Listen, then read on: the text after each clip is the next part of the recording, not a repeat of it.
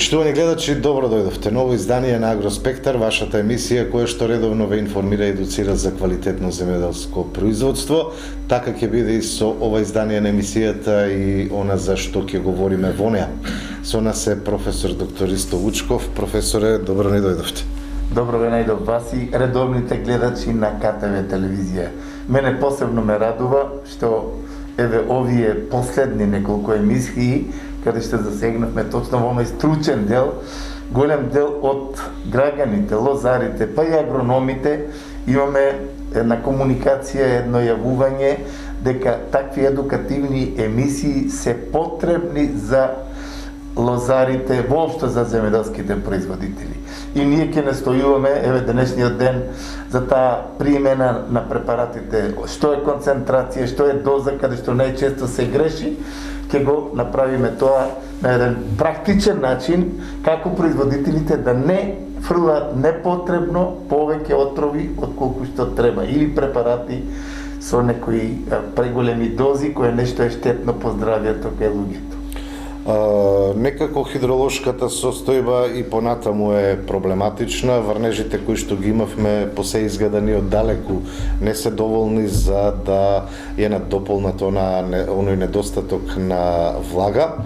Што вели долгорочната прогноза? Може ли да се надеваме дека ќе има доволно влага во почвата или и ова година ќе заврши тотално како поразителна за земјоделското производство, а така ќе почне и следното?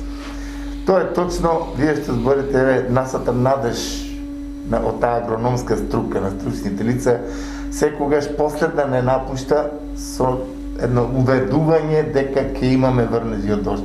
Ние, календарски денес, мора да кажеме дека е еден значаен ден за човечкиот род. Денес е Варвара, еден традиционален празник кој навистина тука се затекнуваат дента и ноќта значи денес го имаме буквално најкраткиот ден во годината. Да од утре други ден веќе тој почнува да расте. И голем дел од луѓето, земјоделските производители, постарите велат, чим до Варвара немаме снег до колена и врнежи од дожд и снег, за Република Македонија збориме, тешка ќе биде годината. Но ние, како што рековте, ова подмамување минатата недела имаше 20-30 литра едно шаренолико врнење од дожд, кое нешто не врати во една реалност пред се за житата и за нормална обработка на почвата, но гледам сега дека времето буквално се мачи.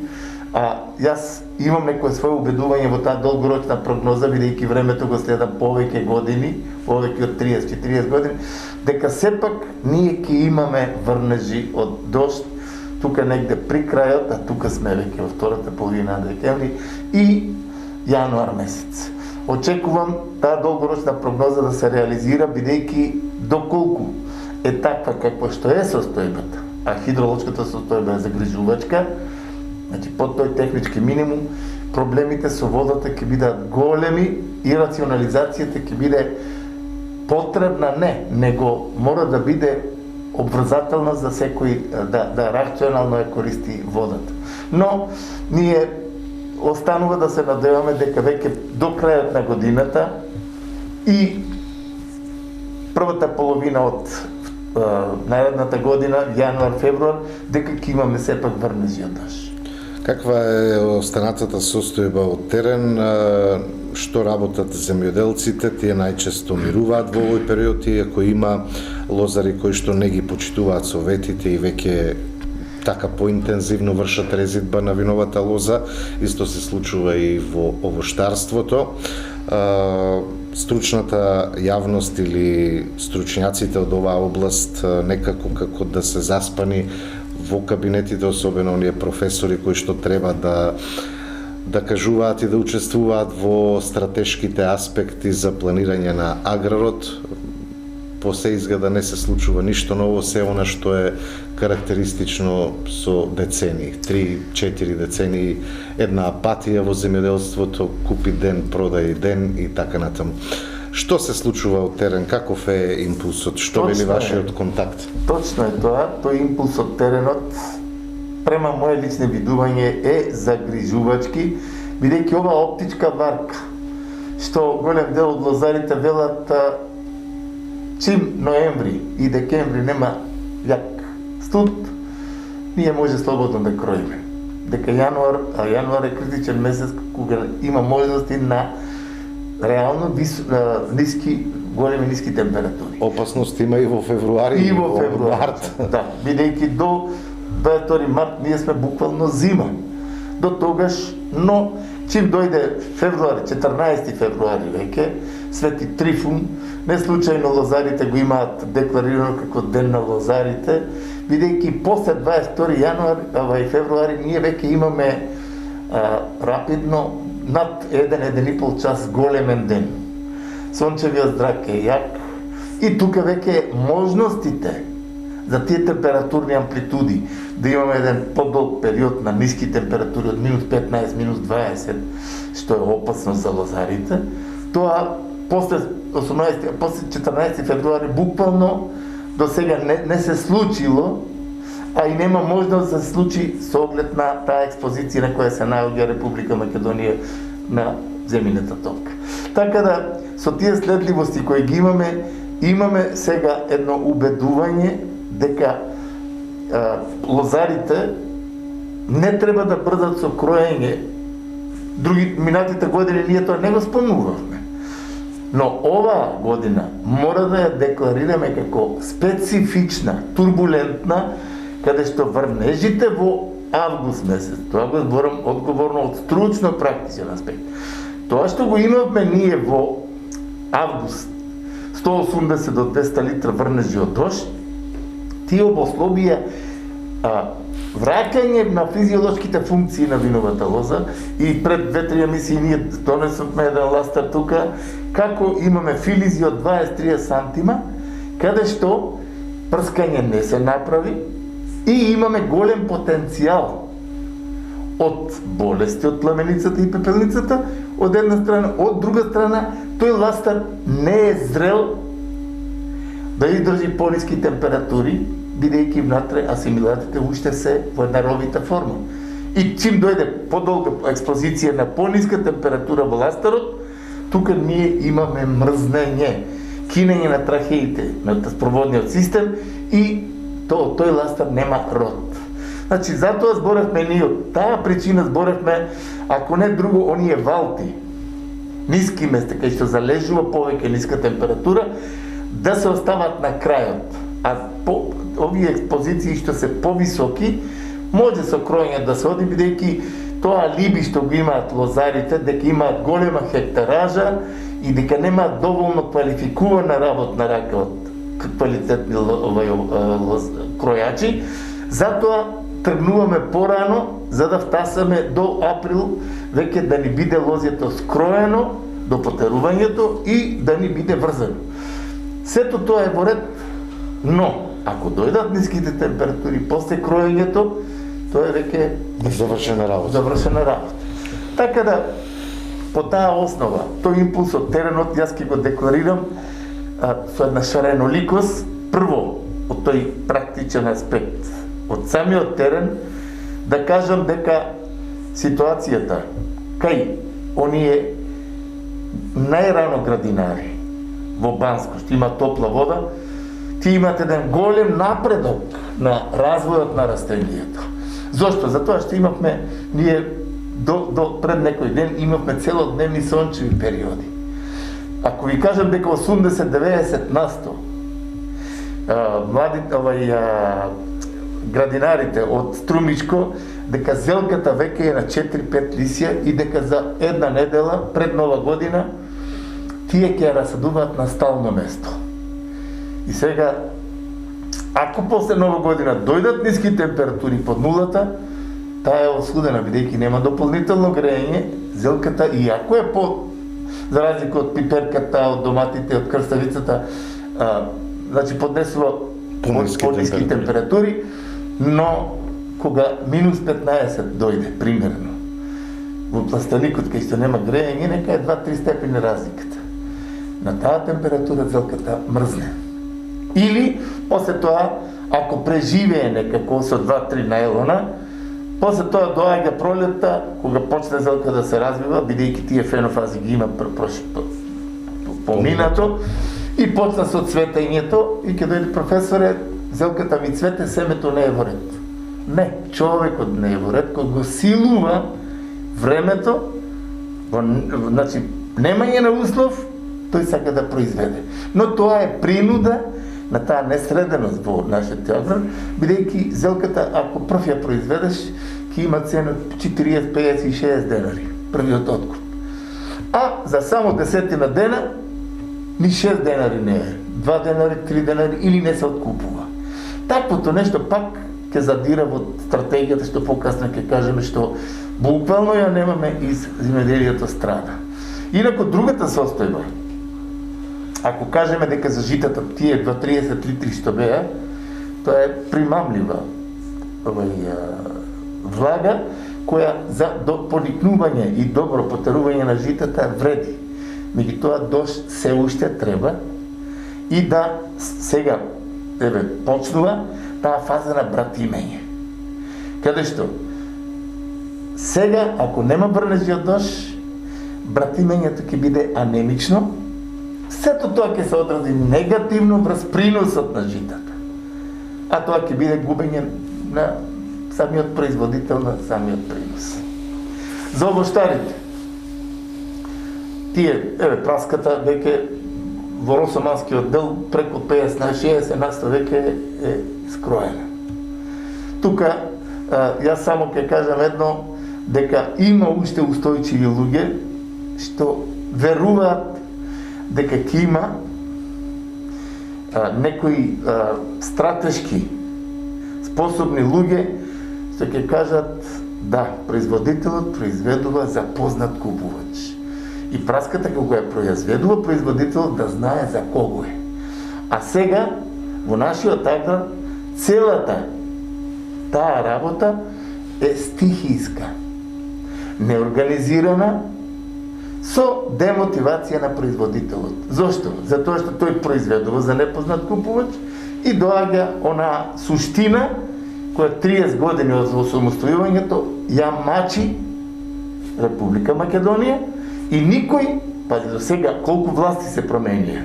Тука немаме намер на политички работи, него едноставно импулсот од тернот ми го тоа прикажува за една тотална негрижа или непрепознавање на нештото што и која е смерницата на Република Македонија. ДДСВ, власт и предходната мислеа дека се тие поглавијата, Маричич мисли дека поглавијата се тие што треба нас да не однесат во европскиот круг таму и фамилија. Па тоа нема ништо спојиво од папирологијата што таму ние ќе прикажеме. Затоа што тој импулс кој ќе дојде од таму, од комисијата, ќе види каква е состојбата кај земјоделскиот производител. Со тоа и тоа поглавие. Сега предвидени се 9 милиарди евра, нели, за помош на овие земји на Балкан. Западен Балкан. И за Македонија треба да има. За да има, треба да има некој кој ќе го тоа поприма, ќе направи проект и ќе го реализира и ќе створи трајност во стратешкиот развој. Ние од осамостојувањето, тука не смееме да видиме сватено погрешно дека некој критикуваме, него тоа е вистинскиот импулс. Дали имавме штрајк на овие производителите на зелка? Имавме. Штрајковите се во континуитет. Во континуитет на производителите на слива. Сточари, оризопроизводители, овоштари, тутунари. Тутунарите. Сите дали тоа парче земја мора на буткање со штрајк, сега тутунарите излегуваат со тракторите на улица. А до сега тутунот имаше една. Значи, со еден збор направена е провала, каде што од Албанија е влезен тутун, некои дилери, добри на партијата што вложиле пари таму за агитација при изборите, сега двојца, тројца внеле тутун и нашиот производител страда со четврта класа и тој излегува на улица. Каде е таа трајна стратегија на Република Македонија? Јас се сега, доаѓајќи од Баландо, према квадрат од Баландо, мои клиенти велат, професоре, за наредната година ги сечам јапонското јаболко и не произведувам веќе јапонско јаболко. 8-10 денари и сега кога доаѓам како лампиони, не ги обрале луѓето. Вика, јас на надничар треба да дадам 1500 денари и ручек да му дадам и со тоа ќе бидам во загуба, а тоа што сум труд вложил со кроењето, со одгледувањето, наводнување ако треба и така, тука не стои. И сега, каде е причината? Причината е со губењето на системот на вредности. Сите партии, со тие партизацијата во државата е катастрофално, на највисоко ниво од кога јас знам како човек. Таа раслоеност, таа омраза, говор на омраза, па тие лажни вести и така натаму, тоа кај земјоделскиот производител предизвикува еден тотален револт и незадоволство. И сега тој, наместо да биде мотивиран, да му се каже стратешки, Стопанска комора, Министерство за економија, Министерство за земјоделие, ова година имаме веќе склучени преддоговори со Украина, со Русија за јапонско јаболко, за калинката, за зелката, за сето тоа, и тој производител сега ќе користи и науката, ќе користи се како да дојде до килограм и квалитет повеќе, бидејќи знае дека ќе му биде откупено. И сега голем дел од производители кои се определуваат сега да произведуваат нешто, вика, професор, што да произведувам? Што ќе оди? Тоа е прашање кое што нема одговор. Што значи запазувањето на концентрација или доза на примена на пестицидите? Прашање кое што е клучно во заштитата на на растенијата, на земјоделските производи, на што треба да внимаваат земјоделските производители. Така е. Ние минатата недела имавме две добри такви информирања по однос на физиологијата на растенијата и користењето на пестицидите. И рековме дека ќе одиме практично кон тоа што значи правилно користење на пестицидите. Една од главните чињеници во таа работа е точно концентрацијата или дозата. Голем дел од производителите, професоре, ќе става малку повеќе за да имаме ефикасност. Ќе става малку, кога е младо растението, да не го изгорам, ќе ставам помалку. Таквите илузорни работи на поедини аналфабети треба да се анулират. Значи, секое средство, кога излезе на продажба, има упутство каде што пише во која концентрација или доза треба да се примени средството. И точниот одмер на средството е тоа факторот број 1 за да го даде средството резултатот кој се очекува од него, од здравствен аспект. Дали е фунгицид, дали е инсектицид, хербицид и така натаму.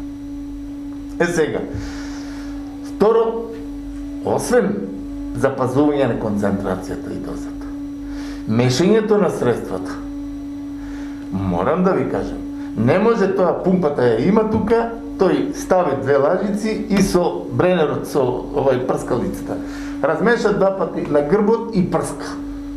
И сака резултати. Мора тоа да се стави во кофа со вода. Мора најмалку 15 минути да се мешат, бидејќи кога се употреба 2-3 инсектицид, фунгицид, обично се употребува, да бидат компатибилни, тука треба стручност.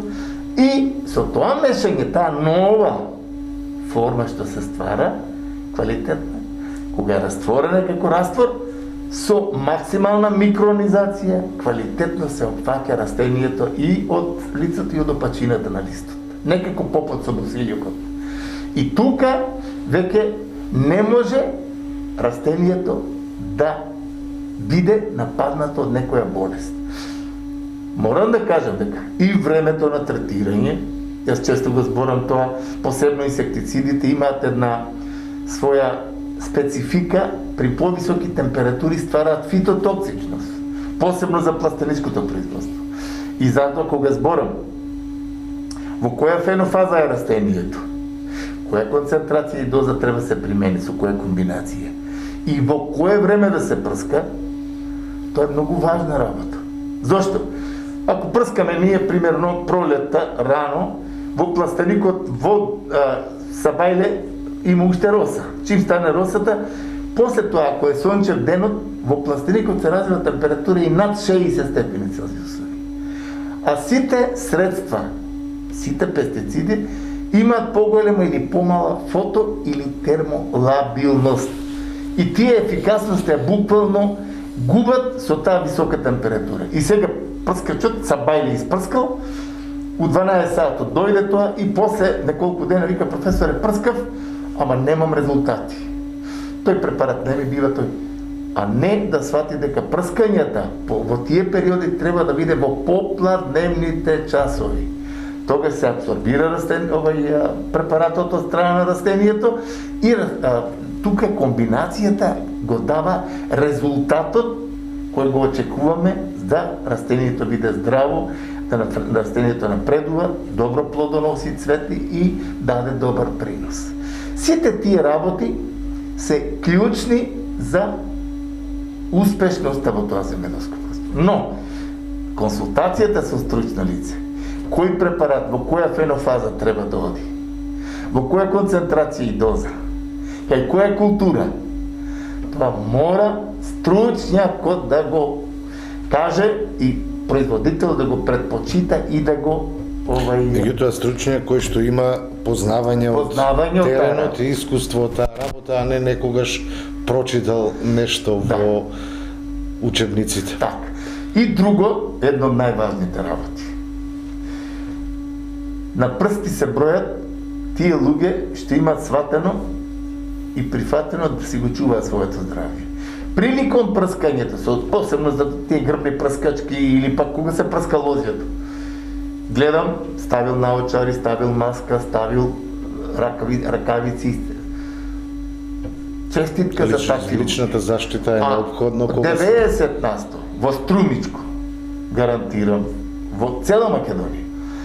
Производителите ја немаат навиката да сватат дека пестицидите се отровни и дека треба здравјето да го чува производителот.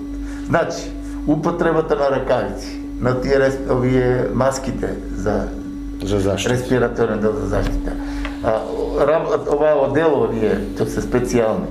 Тоа се потреба. Јас ќе ви кажам, сега во некој во селото така да го видат, цело село ќе му се смее. Верувајте. Еве го овој. А тој е токму тој што го запазува тоа и што мисли на своето здравје. Или за време прскањето земал, запалил цигар и се професоре, ништо не ми ја 30 години кога работам и си пушам и си прскам. Таквите абсурди, за жал што уште постојат, мора да се менуваат. Затоа што здравјето на човекот е пред се. И затоа при примена на било кој од препаратите треба да се предпочитаат тие нешто. И што е најзначајно, еве сега мора да го кажеме тоа во Македонија, еден хемомак ја свати доблеста од Велес, ја свати доблеста бидејќи прво се произведува препарати во килски пакувања. И сега производителот кога ќе оди на нива, од тоа килско пакување, колку да ставам во прскачката, колку да ставам од кој препарат. Сега има веќе една новост што заслужува внимание и таквите чекори се напред, каде што се мали пакувањата и има мерник со самото пакување. Нешто што е добро за да ја запази таа концентрација или доза, која нешто секако заслужува внимание, бидејќи тука е точноста на препаратот е и гаранција на успехот и резултатот кој се очекува за заштита на културата која се прска. Таквото нешто јас мислам дека во догледно време ќе оди и уште една работа што се оди во светски размери на производство на препарати со помала токсичност, тоа е факт кој радува и таквото нешто ќе обуслови тој процент на канцерозни оболувања кои го имаме, а еден од факторите точно во земјоделското производство е безобзирната, неконтролирана примена на пестицидите и ѓубривата. Тука, значи, со тој чекор на производство на такви средства кои имаат помала токсичност, мислам дека влегуваме во еден нов позитивен импулс за производство на храна, кој е нешто секако ќе обуслови за подобрување на здравствениот билтен на човекот. Тука ќе најавам и прилогот кој што говори за новините од фитофармацијата.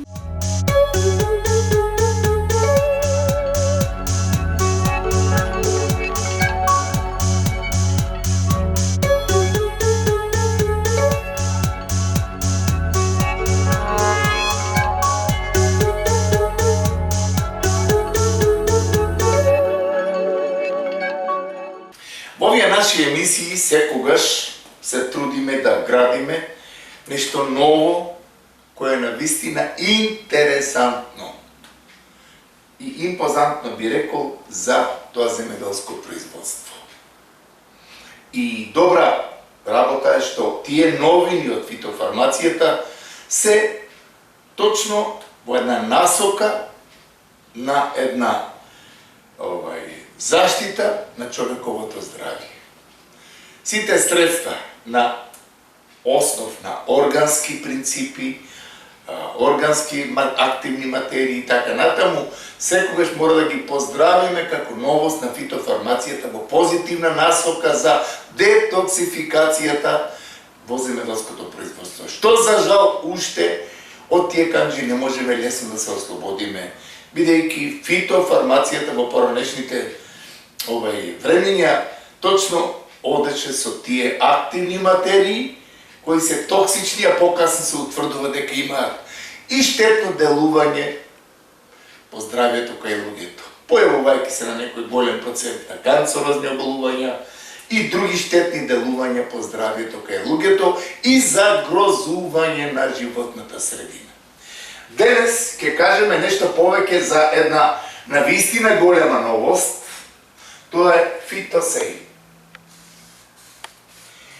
Тоа е навистина новост со една позитивна импресија сакаме да ја образложиме точно за овој период кога асталските сорти се веќе пред берба, каде што на каренцата мора да се размислува, каде што ботритисот при зголемување на шекерноста кај виновата лоза и кај другите култури, при зрење на доматите и така натаму, ботритисот може да биде и како секундарен патоген, голема опасност по самото производство. Фитосейфот, како новост, мора да кажем уште на самиот почеток, како новост по чисти органски принципи, бидејќи нема тука никаква негативна хемија, која може да биде проблем при бербата на грозето, дека има резидуи од некои пестициди, од незапазување на каренцата. Значи, фитосейфот представува еден фантастичен контролор на сивото гниење, Botrytis и на пепелницата од фамилијата на унцинулата. Што всушност сакаме да кажеме со оваа новост, како да ја презентираме, како да ја на еден начин уедноставиме, да биде разбирлива за лозарот, па и за дел од стручњаците, колегите агрономи, кои на теренот итекако бараат такво нешто. Фактички фитосейфот и производот добиен, тоа представува една молекула точно за една природна одбрана на растенијата против болестите, како што се сивото гниење и пепелницата, значи го активира и стимулира одбранбениот систем, тој имунолошки систем на растенијето. Тоа е една важна работа, што еве тука фитофармацевтите со физиолозите има дојдено до онаа суштина да се активира и да се стимулира тој одбранбен имунолошки дел на растенијето, односно активирање на гените одговорни за зајакнување на клеточниот зид, каде што патогените како што се пепелницата и ботритисот не можат да остварат инфекција. Благодарение на зајакнетиот одбранбен, односно имунолошки дел од растенијата. Тоа е еден пронајдок. Фактички со неговото аплицирање тој на еден начин минимизира и забавува она суштинска инфективна агресија која ја прави ботритисот како секундарен патоген и пепелницата.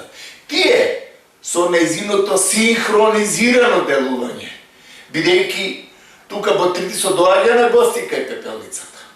Пепелницата таа која со инфективниот процес ја некротизира она епидермална зона на љушпата, на самото зрно, и така некротизирана при порастот на меристемските клетки од самиот на самото зрно доаѓа до пукање, бидејќи тие инфективни клетки немаат моќна, ја имаат изгубено меристемската моќ на делба и тука веќе доаѓа до пукање на зрното.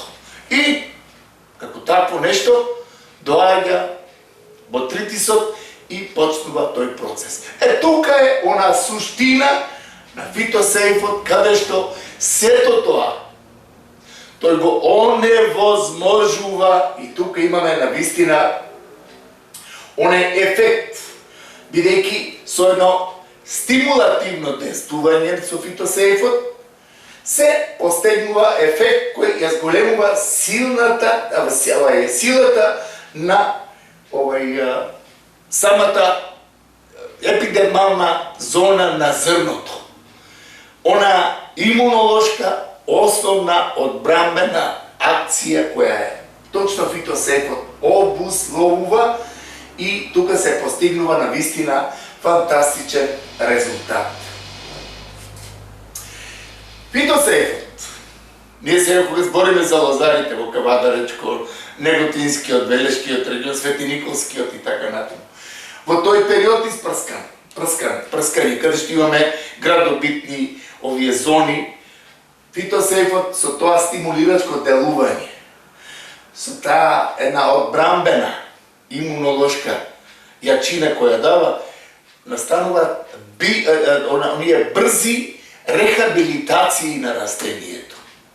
Ние минатата недела зборавме за биостимулаторите и за се. Но тука навистина фитосейфот постигнува фантастични резултати токму во тој период.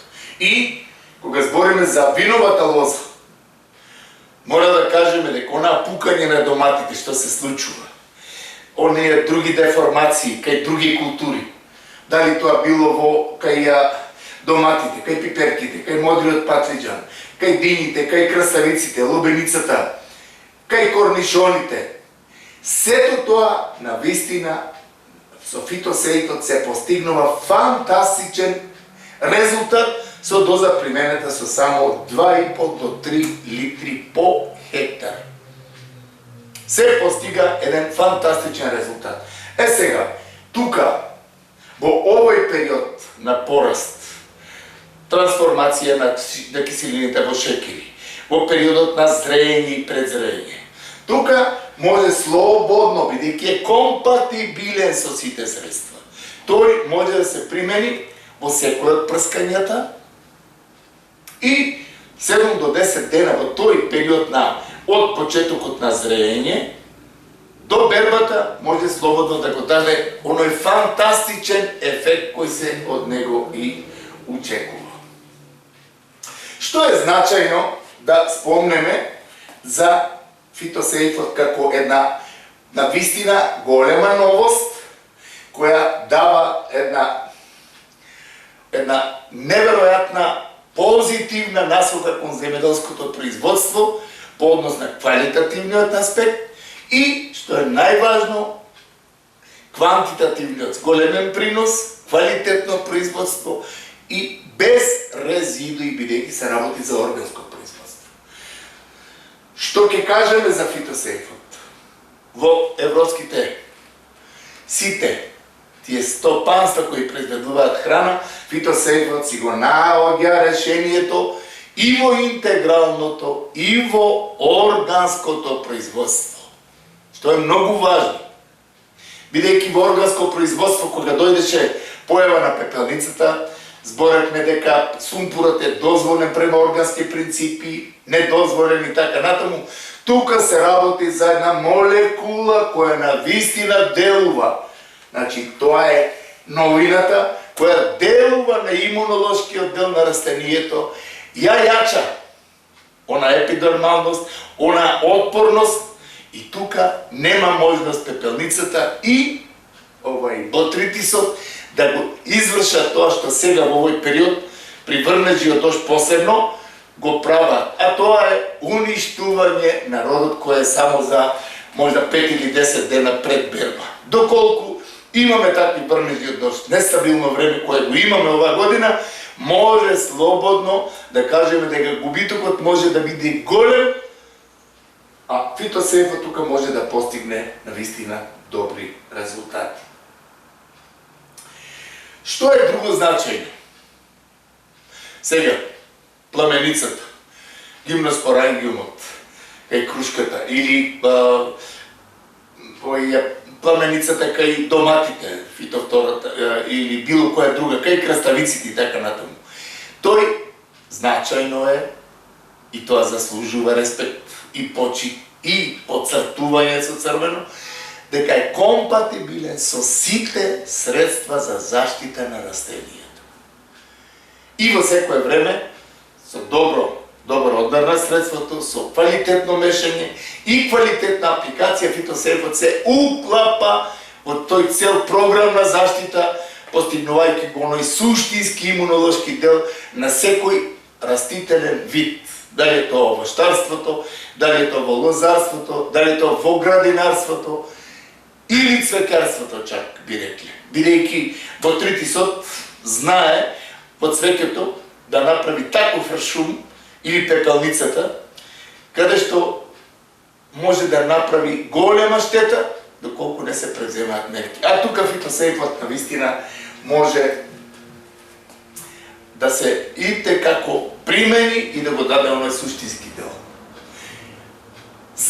Не сакам да ги замарам, воопшто да ве замарам, бидејќи овие прилози ги правиме на еден едноставен, сватлив и прифатлив начин. Ако почнеме да збориме како внатрешните шекери, протеините или другите сахаридни форми компатибилно делуваат, како делуваат на ојачување на тој дел на епидермалниот дел, тука тој замор нема да ви го дадеме, бидејќи таа висока стручност која е внатре вградена не е ни толку значајна отколку тоа што упатството и оние глобални работи кои ги даваме се и како важни за секој кој сака да го примене ова средство. Значи, со еден збор се работи за чист, 100% природен продукт. Тоа е новоста. Второ, значи 100% природен чине, нема никаква каренца, буквално кажано ден-два, дали ќе се бере грозјето, дали доматите или така натаму, тука воопшто не делува да каже некој стоп, не смееш да прскаш со било кое средство, бидејќи каренцата е важна работа. Тука, бидејќи нема никакви токсични творби, тука слободно може фитосейфот да се користи. Уште поважно, 100% безбеден препарат, кој може да се примени и пременувачот, апликаторот, производителот кој во пластениците го минува денот. Фитосейфот нема никакви штетни последици последици по здравјето кај луѓето, а уште помалку со апликативниот дел, за кој рековме дека е органско, дека е воопшто без опасност за здравјето кај луѓето или растенијата. И дозата, ако е нешто зголемена, тука никогаш не се појавуваат некакви фитотоксични ефекти. Бидејќи некој инсектицид, ако го примениме во некоја поголема доза или концентрација, може да се случи да ние имаме хаварија, ништење, изгорување на масата. Или пак, попратно, ако не се стави дозата, пак да нема резултати. Фитосејфот со тој одмер на средство што го рековме, значи ги дава оние точно прави резултати. И во тој период на презрење, за добивање на еден квалитативен целосен опфат, на 7 до 10 дена, последниот месец, третирањето во другите третмани, ако се стави фитосејфот, може само да имаме една добивка по однос на квалитативен имунолошко зрно или производ од градинарска, овоштарска или лозарска култура. Сега, што е многу важно за фитосејфот? Имаме нестабилни временски услови. Тој за само неколку часа по апликацијата, знаеме дека голем дел од препаратите, штом заврна дожд, праксата во заштитата, ние збориме најмалку 46 часа или 48 часа треба да поминаат да се тоа средство, било кој фунгицид или инсектицид, поприма, па да се постигне резултатот. Ако има врнежи од дожд, има лесни испирања и така натаму. Фитосејфот има карактеристика со доброто мешање, точниот одмер нормално, со апликацијата ние имаме на вистина за само неколку часа целосен влез на средството во самата физиолошка функција на растението, во самиот метаболизам, каде што тоа е веќе попримано и врнежите од дожд воопшто не делуваат на негово испирање или некакви економски издатоци, а дождот го однесол тоа што се случува кај многу лозари што мислат дека прскале, оно заврнало дождот направило испирање на средството, тој прскал и после тоа гледа дека има пламеница, дека има ред други болести, средството е криво и така натаму. Не, временските прилики и неприлики се такви што врнежите од дожд се навистина во еден необичен размер оваа година и градобитноста, што итекако допринесува за таквата состојба. И важното нешто, за оние реони каде што е имало град, со секоја од комбинациите употреба на фитосејфот итекако обусловува брза функционална зараснетост на клеточните повреди кои се, на сите оние трауми кои ги има доживеено растението и враќање на тој прав имунолошки дел на растението, што значи дека тој препарат го фактички рехабилитира растението и не дозволува инфективни процеси, што примерно сега при тие повреди од град, кај одредени асалски сорти, чим шекерноста се зголеми, тука имаме и голема можност за појава на ботритисот. Затоа што тој бара влезна врата. А фитосејфот и неговата примена тука го обослабуваат имунолошкиот дел на самото зрно, на самото растение, да тоа ојача и да тоа за кратко време се рехабилитира и ние да имаме навистина еден добар резултат од употребата на оваа средство. Друго значајно кое мора да го спомнеме за овој период, бидејќи сме во една навистина специфична состојба во земјоделието, каде што имаме нестабилно време, каде што имаме утрински 34 температура, да поручате имаме наоблачување, врнежи од дожд, врнежи од град. Значи, со примената и на другите средства за заштита, бидејќи апсурдно би било да кажеме дека, пример сега за гроздовите молци за третата генерација, мора да се внимава во овој период. Фитосейфот обусловува на еден начин една фантастична компатибилност со инсектицидите, со било кој друг фунгицид, бидејќи сега за еската има некои нови моменти што треба да се оди со некои компоненти, фунгицидни компоненти.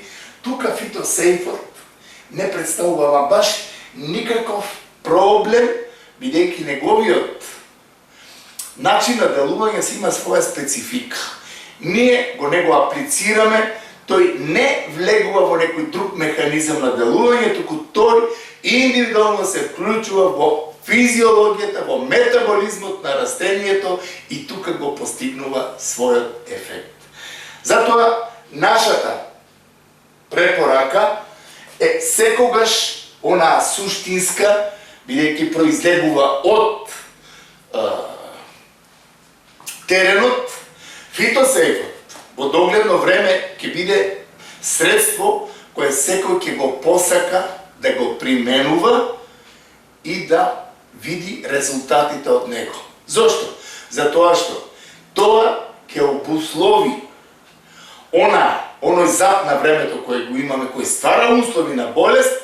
Фитосейфот обусловува појачување на биолошкиот, односно имунолошкиот дел на секој растителен вид, да нема напад од таквите болести, кои, за жал, од година на година се поприсутни поради нестабилното време.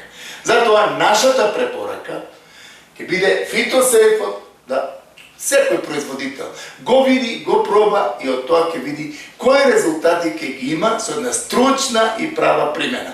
А доколку има некоја нејаснотија или сака некој да му го опишеме целиот механизам на делување, тоа несебично, без никаква надокнада ќе го направиме за секој земјоделски производител кој сака да применува препарати кои не се токсични, а кои делуваат високо позитивно за секоја одгледувана култура.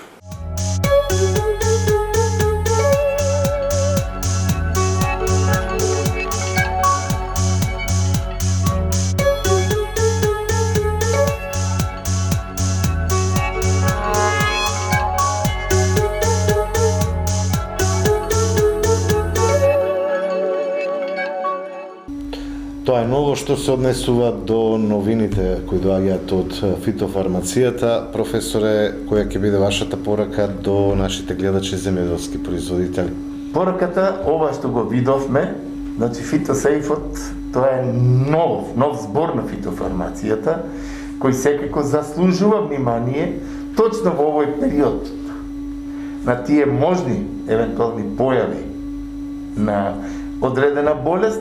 Фитосейфот тука доаѓа како еден коректор, би рекол, а убава е работата што тој нема буквално никакви токсични творби, него тој фактички обусловува заздравување и одржување на имунолошкиот систем на самото растение. Таквото нешто јас мислам дека во догледно време ќе биде препознаено од производителите и ќе биде користено редовно, посебно за оние лагерирање на одредени култури, дали се тоа домати, дали се тоа грозјето и така натаму, праски, кога се лагерираат, со последните прскања со фитосейфот, ние имаме сигурно лагерирање и немање на можност на појава или на ботритис или на било која болест која може да предизвика големи штети. Таквото нешто јас мислам дека во догледно време ќе биде препознаено од производителите, бидејќи од интерес за добивање на квалитетно производство кое ќе одговара не само за нашиот и за европскиот пазар. Ви благодарам. Благодарам. Ова беше уште едно издание на Агроспектар. Благодарам што бевте со нас. Имајте секое добро со нашата програма.